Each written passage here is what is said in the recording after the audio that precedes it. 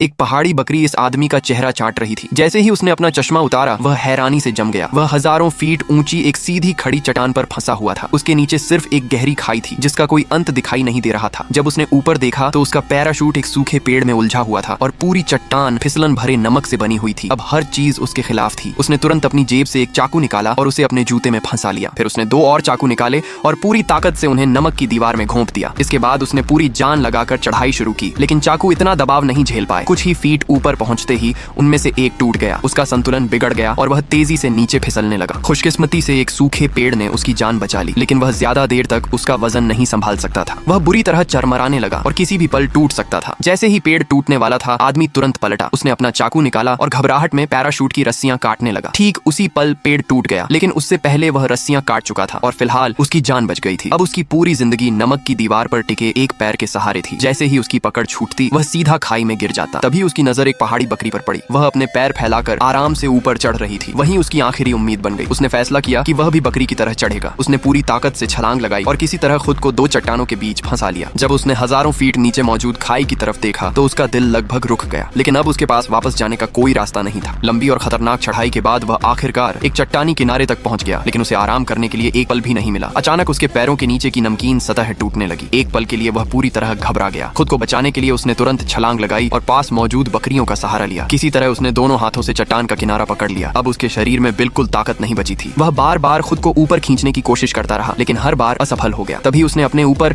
एक पहाड़ी बकरी को खड़ा देखा। वह गुस्से से लगातार उसे घूर रही थी। बकरी ने तुरंत पहचान लिया कि वह उसके झुंड का हिस्सा नहीं है। अगले ही पल उसने उसे जोरदार टक्कर मार दी। खुशकिस्मती से उसका एक हाथ अभी भी चट्टान के किनारे को मजबूती से पकड़े हुए था। उसने एक बार फिर पूरी ताकत लगाकर ऊपर चढ़ने की कोशिश की, लेकिन बकरी अब भी रुकी नहीं थी। वह पीछे हटी और फिर से उस पर हमला कर दिया, लेकिन इस बार आदमी ने फुर्ती से उसके सींग पकड़ लिए। बकरी खुद को छुड़ाने के लिए पीछे की तरफ खींचने लगी। ऊपर चढ़ने का यह उसका आखिरी मौका था। उसे पता भी नहीं चला और बकरी ने खींचते खींचते उसे भी ऊपर पहुंचा दिया। आखिरकार वह चट्टान की चोटी पर पहुंच गया। उसे यकीन ही नहीं हो रहा था कि वही बकरी उसकी रक्षक बन गई थी।